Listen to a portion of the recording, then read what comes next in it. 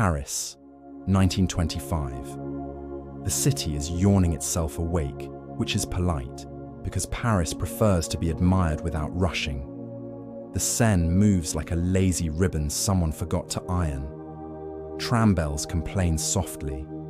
A baguette is carried under every arm, as if it were compulsory safety equipment.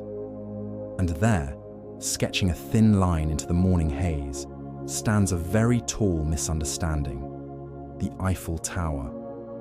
Some say it is beautiful. Others say it resembles a knitting project, abandoned by a giant. Nearly everyone agrees it is difficult to dust. Into this agreeable mediocrity strolls a man who is not especially handsome, nor especially frightening, but catastrophically convincing. His name is Victor Lustig. He's the sort of person who could ask to borrow your hat and return a pamphlet about the advantages of baldness, and somehow you'd thank him. Victor has the delicate posture of a professional listener and the self-esteem of a cathedral. He collects details the way crows collect shiny things, obsessively, and always with a plan you won't enjoy. He studies Paris the way Paris studies itself, in mirrors. He notices that respectable men have respectable paper, notebooks with creased covers, letterheads with emblems, seals that go thump. He notices also that the Eiffel Tower inspires opinions, most of them delivered with dramatically lowered eyebrows. Architects call it vulgar. Poets call it intrusive. Pigeons call it home and decline all further interviews. Victor files this under opportunity, a drawer in his mind that never quite closes. Morning expands. A motorcar coughs. Somewhere a concierge polishes a brass knob that was already polished beyond reason. Victor walks, hands in pockets, as if measuring the city for a suit. He is not in a hurry. A good con, like a good stew, hates impatience. He prefers rooms with polished tables, discreet curtains, and the kind of chairs that make you sit up straighter than your conscience. In such rooms, men sign papers. Papers, he has learned, are just conversations that have stopped resisting. To lull himself, and you, into proper calm, let us observe the tower without opinions. It is iron in a patient mood. It has 4 legs, which is reassuring. It narrows politely as it rises, like someone backing out of an awkward conversation. In the wind, it hums faintly, as if remembering a song from a different century. From the top, Paris looks like a complicated pastry. From the bottom, Paris looks like a complicated bill. Victor's thoughts drift across that lattice of iron. It is expensive to maintain, noisy to climb, and permanently controversial. There are rumors that the city might one day take drastic measures, sell it for scrap perhaps, or wrap it in curtains to spare sensitive poets. Rumors are hardly facts, but they are better. Facts end conversations. Rumors invite invoices. He pauses at a kiosk and buys a newspaper, not to read it. He already knows the news he needs, but to look like a man who reads newspapers. He folds it just so, as practiced people do, then steps aside for a woman walking a tiny dog with the attitude of a magistrate. The dog inspects Victor's shoes and renders a verdict: acceptable. Many a minister has offered less generous rulings. And so, in this unhurried city, among unhurried bells and loaves and iron, a very simple observation takes root. If enough important people dislike a thing loudly, and enough ordinary people assume important people know best, that thing becomes vulnerable. Victor places the observation in his coat like a fresh handkerchief. He smiles to himself, gently, so as not to alarm the day. Selling the Eiffel Tower is, of course, impossible, which is why, for a man like Victor Lustig, it begins to sound perfectly reasonable, The Eiffel Tower today is photographed, magnetized into fridge souvenirs, and lit at night like a chandelier that swallowed too much champagne.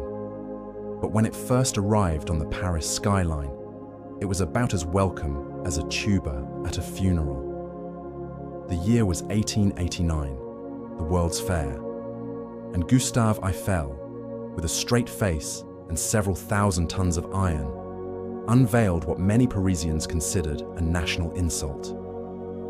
Writers, who generally dislike competition taller than themselves, raged.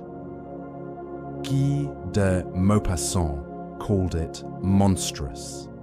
Alexandre Dumas the Younger dismissed it as useless, and others muttered that it looked like scaffolding that had forgotten to go home after construction. One critic described it as a skeleton with vertigo. Even the pigeons, always diplomatic, hesitated before moving in. And yet, because governments are governments, the tower stayed. Originally, it was meant to last only 20 years, a temporary stunt of iron and ambition. But bureaucracy, as usual, could not locate the paperwork for dismantling it. And besides, it had proved surprisingly handy for things like radio signals, spy transmissions, and confusing tourists. Thus, the tower endured, mostly because no one remembered how to remove it without offending everyone at once. Enter Victor Lustig, strolling through this atmosphere of aesthetic resentment. He saw not a monument, but a headache. And headaches to Victor were simply opportunities in need of stationery. He observed how respectable people wrinkled their noses at the Iron Giant. If enough intellectuals disliked it, he reasoned, the city might one day attempt to rid itself of the embarrassment. And if the city didn't, well, what a marvelous rumor to encourage. Imagine for a moment, a monument that half the city wanted gone, a government that thrived on secrecy, and scrap dealers whose livelihoods depended on metal by the ton.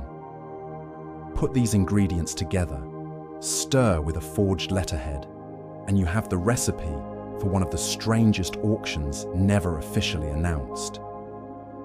Victor polished his idea with the same care others reserve for polishing doorknobs. He would pose as a government official, discreetly handling the delicate sale of the Eiffel Tower for scrap.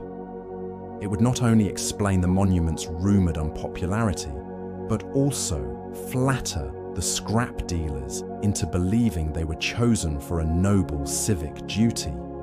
It would be, in short, a deception wrapped in bureaucracy, which is the most believable wrapping of all. And so, as Paris hummed along with its car horns and accordion players, Victor Lustig prepared to do the impossible, sell a structure taller than common sense itself. He straightened his tie, adjusted his spectacles, and rehearsed the most dangerous words in the French language. Confidentiel, messieurs. Victor Lustig was not, strictly speaking, a criminal. He was an artist whose medium happened to be gullibility. Some men paint, some compose symphonies. Victor arranged human vanity into masterpieces of embarrassment. With his plan polished, he acquired the necessary accessories. Fine stationery stamped with the crest of the French Ministry of Posts and Telegraphs. A title so dull it could only be real. He rented a chauffeured car to glide through Paris like a man allergic to walking. He booked a suite at the Hôtel de Crillon, the sort of establishment where wallpaper is considered an heirloom. Everything about him said, official business. Everything about him whispered, don't ask questions. He invited a handful of scrap dealers to a secret meeting. They arrived in polished shoes, carrying notepads and the faint smell of molten metal. Inside the gilded room, Victor began with a sigh, the universal language of weary government men. He explained, in a hushed tone, that the Eiffel Tower had become a financial burden. Maintenance costs were absurd, public opinion was sour, and the government had reluctantly decided to sell the iron structure for scrap. The dealers nodded, stroking their chins as though stroking might extract wisdom. The idea seemed plausible because it was ridiculous, and bureaucracies excel at ridiculous. Paris, after all, had taxed salt, windows, and even playing cards. Why not sell its tallest embarrassment to the highest bidder? Victor spoke gravely of discretion. The matter was delicate, he warned, because the public might not understand. Poets, for instance, might faint. Pigeons would certainly protest. Therefore, he emphasized, secrecy was paramount. The dealers puffed with importance. They were not mere merchants, but chosen confidants in a national affair. Their pride outpaced their skepticism. And then came the pièce de résistance, the tour. Victor, with forged papers and an official-looking frown, escorted the group to the actual tower. They craned their necks upward as if seeing it for the first time, measuring iron in francs and centimes. Tourists strolled by, unaware they were walking through the set of history's strangest sales pitch. One dealer even tapped the metal with his umbrella as though checking the ripeness of a melon. Back at the hotel, envelopes were exchanged. Offers were whispered. One dealer, more eager than the rest, leaned in. His name, lost in polite silence, was a man with ambition larger than his caution. He believed that dismantling the tower would make him rich, a titan of scrap metal. Victor nodded sympathetically, the way a cat nods at a bird still in its cage. By the end of the week, the deal was complete. Contracts, forged, but elegantly so, bore signatures. Money changed hands, discreetly and in sums that made Victor's pockets feel pleasantly heavy. He did not linger for gratitude. He knew that triumph lasts only as long as silence. Indeed, silence was his shield. The cheated scrap dealer, once he discovered the truth, said nothing. To admit being conned was to admit being gullible, and pride is often more expensive than money. Better to lose a fortune quietly than confess to family, rivals, and newspapers that you had bought a national landmark from a man with a smile. Victor, meanwhile, boarded a train to Vienna with his new wealth tucked neatly into a suitcase. He sat back, lit a cigarette, and reflected with the calm satisfaction of a man who had successfully sold an object taller than most lies. Outside, the countryside drifted by, unconcerned that Paris had just been relieved of a monument, at least on paper. And so, the first sale of the Eiffel Tower was complete. It had all the ingredients of great absurdity. A city eager to be rid of its landmark, a handful of greedy men eager to profit, and one very polite con man who understood that the easiest people to fool are those desperate to feel important. Victor Lustig boarded the train to Vienna not as a fugitive, but as a commuter who had just concluded a very long and boring meeting. The Eiffel Tower was still standing, the pigeons still nesting, and the city still unaware that its greatest landmark had been sold in a hotel room with more velvet than sense. He carried a suitcase heavy with cash and light with conscience. The scrap dealer who had bought the tower remained silent, nursing his humiliation the way one nurses a toothache, privately and with clenched teeth. He could hardly walk into the police station and declare, "Excuse me, I've just been swindled into buying France's most famous landmark." Pride is a curious guard dog. It barks only at those who might overhear. And so Victor was safe and wealthy, and perhaps just a little bored. For boredom is the curse of the successful conman. Once the performance ends, applause fades into silence. and silence is a dreadful sound to a man accustomed to applause. Victor passed through Vienna like a ghost in a good suit. He dined, he gambled, he experimented with the idea of retirement. Retirement, however, bored him almost immediately. He realized that the Eiffel Tower had given him not only money, but also an itch. The kind of itch that requires a second scratch. Why not try again? After all, governments are forgetful, scrap dealers are greedy, and Paris is endlessly obliging in its ability to look official. He polished his papers once more, pressed his suit, and returned to the city where his greatest absurdity had already been staged. Back at the Hôtel de Crillon, in the same gilded rooms where he had spun iron into gold, Victor gathered a fresh group of scrap dealers. His tone was once again grave, confidential, weighted with the heavy sigh of bureaucracy. The tower, he told them, had become even more of a burden. This time, the government was truly desperate to be rid of it. Secrecy remained paramount. The dealers nodded. They adjusted their hats, licked their pencils, and imagined themselves dismantling the tower into francs. One or two squinted suspiciously, but suspicion, like indigestion, is easily ignored if one is hungry enough. Yet fortune, which had smiled so indulgently the first time, grew moody. Perhaps the dealers whispered. Perhaps the police had, finally, tired of Parisian absurdities. Perhaps Victor's own luck, stretched too thin, began to fray. Whatever the reason, his second attempt stirred the kind of attention he detested. Official attention. He slipped out before the gendarmes could do more than sharpen their pencils. Victor left Paris again, the tower untouched, the pigeons triumphant, and the city once more blissfully unaware of how close it had come to selling itself for scrap. He vanished into the anonymous swirl of Europe, carrying with him the satisfaction of a man who had danced with absurdity twice and managed not to trip. Victor Lustig's first escape had been so effortless, it felt less like crime and more like administrative paperwork that had accidentally gone in his favor. He had walked away from Paris with money in his pocket, reputation intact, and no more consequence than a pigeon leaving droppings on a minister's hat. For most men, this would be enough.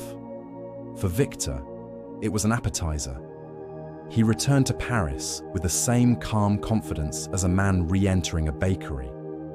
The ovens still smelled of bread.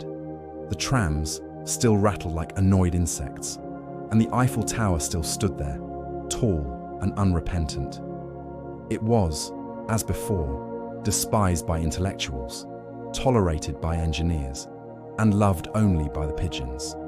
Nothing had changed. And when nothing changes, Victor knew everything is possible again. He brushed his suit, pressed his cuffs, and once more rented a car large enough to convey authority without the burden of speed. At the Hôtel de Crillon, where wallpaper still clung to its duty like a civil servant past retirement age, he convened another gathering of scrap dealers. Fresh faces this time, though their shoes squeaked with the same ambition as their predecessors. Again, Victor spoke with the weary patience of bureaucracy. He explained that the government had delayed the sale of the tower before, but now the financial strain was unbearable. Repairs were too costly, public opinion too sour, the symbolism too heavy. The tower, gentlemen, must go, and you, gentlemen, are the chosen few to receive this sacred burden. The scrap dealers shifted in their seats, each imagining himself dismantling Paris's unwanted iron mistress and selling her bones for profit. Pens hovered above paper. Whispered calculations filled the air. The scheme, once absurd, began again to sound inevitable. But inevitability has enemies. One dealer, more skeptical than the rest, squinted as Victor spoke. Perhaps it was the way his official papers seemed too official, the way his words flowed too perfectly, or the way his assurances lacked the comforting dullness of real government officials. Suspicion sprouted like a weed in the cracks of the Crayon's parquet floor. And suspicion, once it finds soil, grows with remarkable speed. Soon, whispers left the hotel room and drifted into streets, cafes, and eventually police stations. The Paris authorities, previously as indifferent as pigeons, began to take interest. A man selling the Eiffel Tower once could be overlooked as farce. A man selling it twice suggested a pattern. Victor, ever attuned to the rustle of danger, sensed the change in atmosphere. The city felt warmer, the eyes sharper, the whispers louder. He packed his papers, folded his forged contracts, and departed with the speed of a man who has just remembered he left the oven on. By the time the police were prepared to act, Victor was gone. Already another shadow on another train to another city that would not yet recognize his face. And so the second sale never fully ripened. It remained an almost con, half-grown, but already legendary. Victor had proved that absurdity, like a baguette, can be served twice, though the second loaf is never quite as fresh. The Eiffel Tower, meanwhile, continued to stand, a monument to both engineering and gullibility. Parisians carried on despising and admiring it in equal measure. Scrap dealers returned to their ordinary piles of metal, chastened but not cleansed of greed. And Victor Lustig drifted into the European night, a man who had nearly sold the same landmark twice, and in doing so, had nearly convinced the world that such things were perfectly possible. The Eiffel Tower still stands, stubborn as iron, untouched by scrap dealers and pigeons alike. But Victor Lustig, the man who almost sold it twice, did not stop there. No, this was merely one chapter in a career of improbable absurdities. He built a mysterious wooden box that appeared to print real money. Wealthy men paid fortunes for it, certain they had purchased a miracle, only to discover too late that they had purchased a trick. He charmed Al Capone, the most feared gangster in America, and somehow managed to walk away richer, not by stealing, but by pretending to be honest. He slipped handcuffs, climbed out of jailhouse windows, and once escaped from a moving train as if Houdini had lent him a key. And finally, after a lifetime of trickery, he ended up on Alcatraz Island, where even the guards leaned in to hear his stories. So if tonight's tale of the Eiffel Tower has carried you towards sleep, know this: it is only the beginning. I have gathered all of Victor Lustig's adventures, the money box, the mobster, the escapes, and more, into a playlist devoted entirely to his absurd genius. You'll find the link at the end of this video. Follow it when you are ready, whether awake with curiosity or half dreaming still, and wander deeper into the museum of deceptions this man left behind. Because some men build monuments, and some men sell them.